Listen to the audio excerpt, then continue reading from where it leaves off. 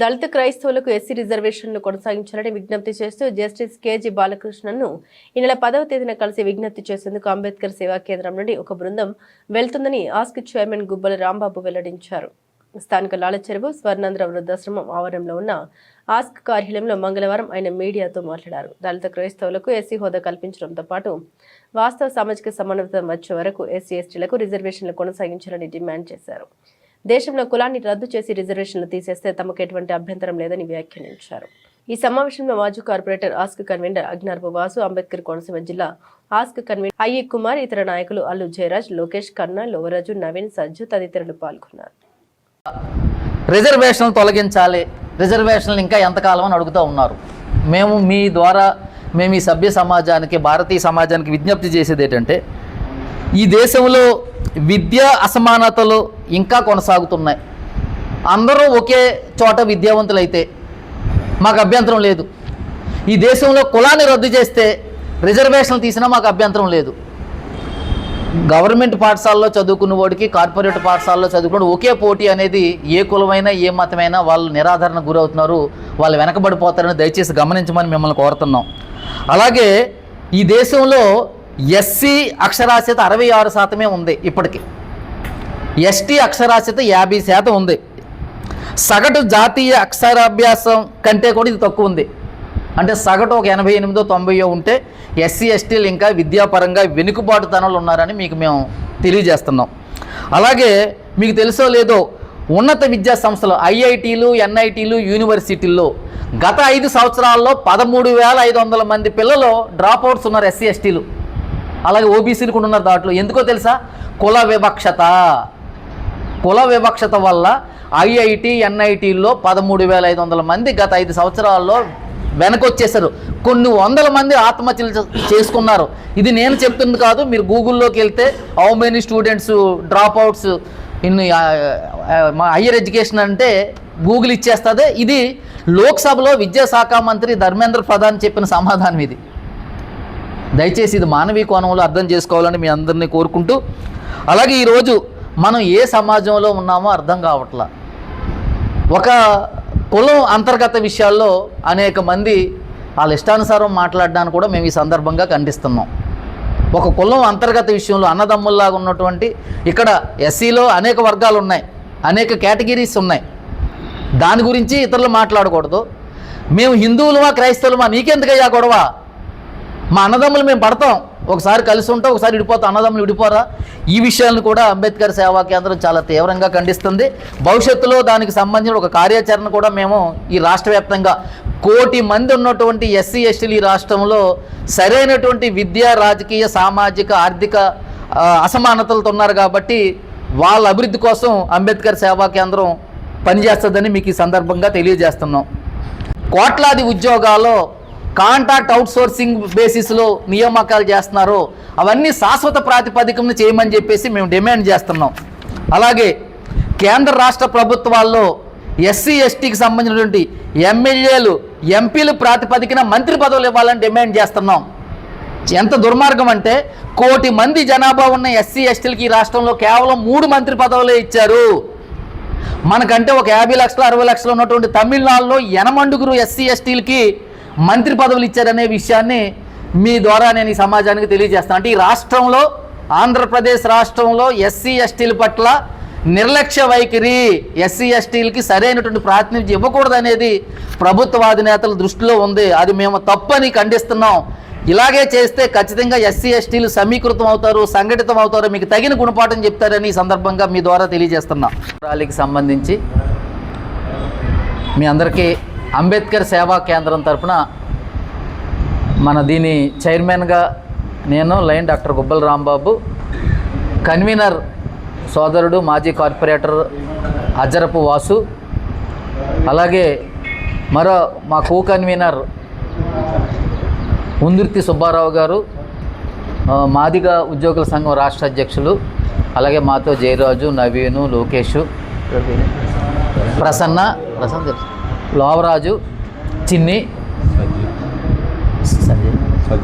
సజ్జు, అలాగే ఈ దళిత క్రైస్తవులకు ఎస్సీ హోదా ఎస్సీ రిజర్వేషన్లు విస్తరించాలి, వాళ్ళని కొనసాగించాలనే ఆ డిమాండ్తో ఢిల్లీకి వెళ్తున్న బృందంలో ఉన్నటువంటి ఆస్క్ బృందంలో ఉన్న కోనసీమ జిల్లా, అంబేద్కర్ కోనసీమ జిల్లా కన్వీనర్ అయ్యి కుమార్ గారు కింద ఉన్నారు. ఆయన అనారోగ్య రీత్యా ఆయన కాలు బాగాలేదంట పాపం. వారందరి తరపున కూడా నేను మీ అందరికీ సాదర స్వాగతం పలుకుతున్నాను. My dear journalists, my dear friends, మాకు అన్నదమ్ములు లాంటి వాళ్ళు మీరు. మేము చేసే అన్ని కార్యక్రమాల్లో మీ మద్దతు మాకు బలంగా ఉంది. మేము మిమ్మల్ని నమ్ముతున్నాం, మీరు మాతో ఉన్నారు. మీ అందరికీ కూడా ప్రత్యేకమైనటువంటి ధన్యవాదాలు. మీ అందరికీ తెలుసు, జస్టిస్ కేజీ బాలకృష్ణన్ కమిషన్ కలవడానికి ఆస్క్ అంబేద్కర్ సేవా కేంద్రం బృందం ఢిల్లీ వెళ్తుంది. ఈ బృందానికి 10వ తారీఖు మధ్యాహ్నం 3:30 గంటలకి కేజీ బాలకృష్ణన్ గారి కమిషన్ ఆఫీస్ నుంచి మనకు పర్మిషన్ వచ్చింది. ఆ విషయం మీకు చెప్పాలి. దీంట్లో ముఖ్యంగా దళిత క్రైస్తవులకు ఎస్సీ హోదా మరియు రిజర్వేషన్ ప్రయోజనాలు విస్తరించాలి, అంటే కొనసాగించాలి అనేది మా డిమాండ్. అలాగే వాస్తవిక సామాజిక సమానత్వం సాధించబడే వరకు ఎస్సీ ఎస్టీలకు రిజర్వేషన్ కొనసాగించాలి.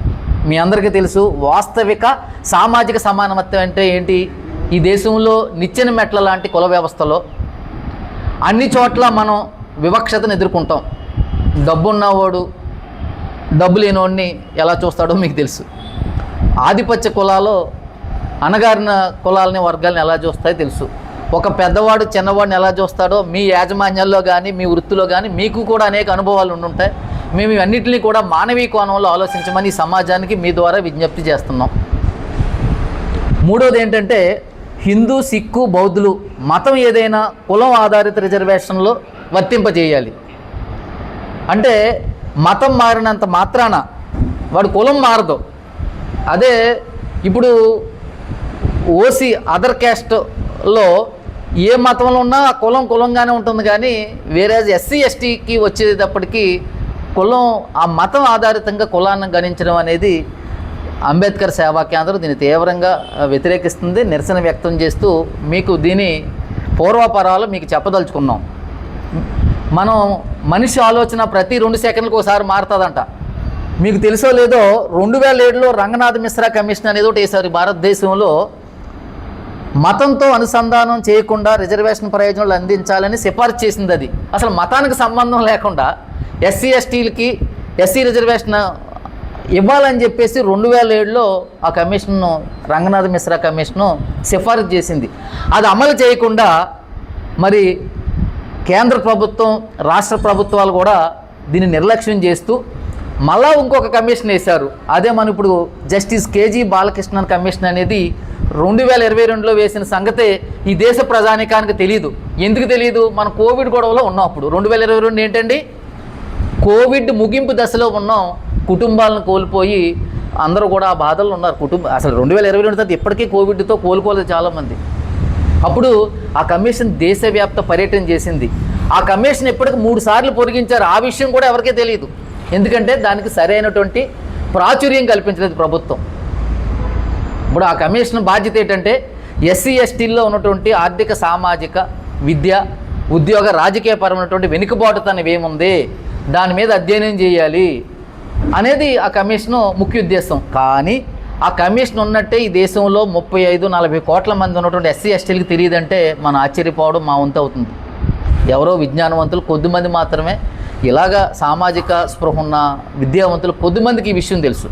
ఇది మీ ద్వారా ఈ సమాజానికి మేము తెలియజేయదలుచుకున్నాం. గత 3 దశాబ్దాలుగా ఉభయ గోదావరి జిల్లాలో విశేషమైన సేవలు అందిస్తున్నటువంటి అంబేద్కర్ సేవా కేంద్రం గత 6 సంవత్సరాలుగా ప్రత్యక్ష సేవా కార్యక్రమాలను అన్ని వర్గాలకు అందిస్తున్న అంబేద్కర్ సేవా కేంద్రం ఏర్పాటు చేసిన పాత్రికేయ మిత్రులు, ఎలక్ట్రానిక్ మీడియా సోదరుల సమావేశానికి విచ్చేసిన సోదరులందరికీ కూడా హృదయపూర్వక ఉద్యమ నమస్కారాలు తెలియజేస్తూ, ఈవేళ భారతదేశం అంతా కూడా లౌకిక రాజ్యంగా తరతరాలుగా స్వాతంత్రం అనంతరం కూడా అందరూ ఐక్యంగా జీవిస్తున్న ఈ భారతదేశంలో, ముఖ్యంగా తెలుగు రాష్ట్రాల్లో ఈ మధ్యకాలంలో మతాల పేరుతో, కులాల పేరుతో అనేక సమస్యలను సృష్టిస్తున్న ప్రజాప్రతినిధులు మనం చూస్తూ ఉన్నాం. దళిత క్రైస్తవులు అనబడే వాళ్ళకి రిజర్వేషన్లు ఉండవు అని ప్రభుత్వాలు నిత్యం బెదిరిస్తూ ఉండడం, దళితులైనటువంటి ఉద్యోగులు వాళ్ళకి ఇష్టమైన దైవాన్ని పూజించుకుంటే ఉద్యోగాలు తీసేస్తామని బెదిరింపులు చేయడం, దళితులనే వాళ్ళ చేతిలో బైబిల్ ఉంటే కనుక వాళ్ళకి రిజర్వేషన్ కోల్పోతారని చెప్పి భయభ్రాంతులకు గురి చేయడం, ఇటువంటివి జరుగుతూ ఉన్నాయి.